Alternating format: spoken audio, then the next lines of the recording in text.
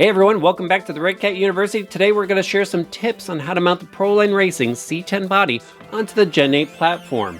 Now you're going to need some tools for the install. You're going to need a marking pen, a hobby knife, some Lexan scissors, a drill with a 3mm drill bit, a reamer, a rotary tool with sanding drum, and some magnets. You may also need some hardware to mount the magnets or some epoxy. Alright, let's get into those tips.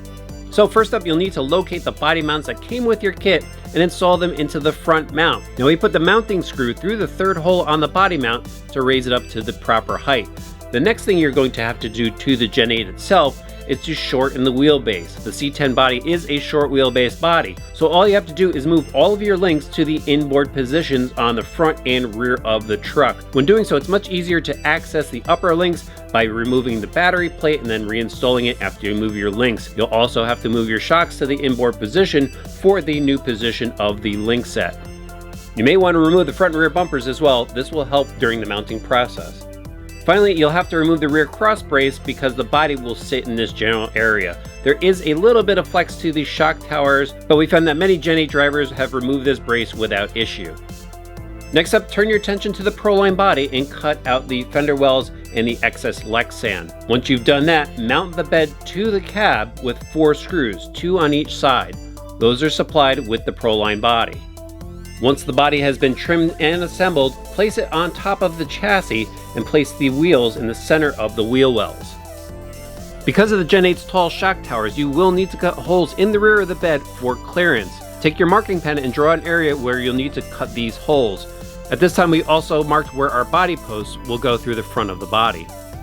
First, we used our Lexan scissors to roughly cut out the holes, and then we used our rotary tool with sanding drum to clean up the holes for the shock towers.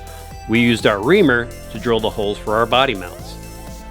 Continue to cut and test fit the rear holes until the rear bed sits on top of the inner fender wells. Now, because we decided to keep the inner fender wells, the body is raked just a little bit up in the rear. However, we think it looks pretty cool. You can go and remove the rear fender wells to lower the body just a bit more. However, this may alter how you mount the rear of the body. We use the rear fender wells to help mount this body. We decided to use magnets to secure our body. We simply chose a place on the lower part of the fender and screwed the magnets down in place. Next, we put a second magnet on top of the fender magnet and then drilled a hole in the body so we could secure the magnet with a screw. Now, if you're looking for a more scale look, you could of course paint your body and secure the magnet with epoxy. Some builders prefer not to drill holes in their body and will cut the top of the post off and glue magnets to the body post and body in order to secure the front. We chose to use the body post for a more secure application. You also need to cut a notch where the two bodies meet for battery clearance. And there you have it, the Proline Racing C-10 body mounted on the Gen8 platform. Now you could go ahead and cut off the plastic Lexan bumpers and reinstall the Redcat bumpers for a more custom look. We think we're going to leave ours just the way it is. Part numbers and links to the products used today can be found in the description below. While you're there, please hit that subscribe button and the notifications bell. We'll see you back soon for some more Redcat Racing how-to videos.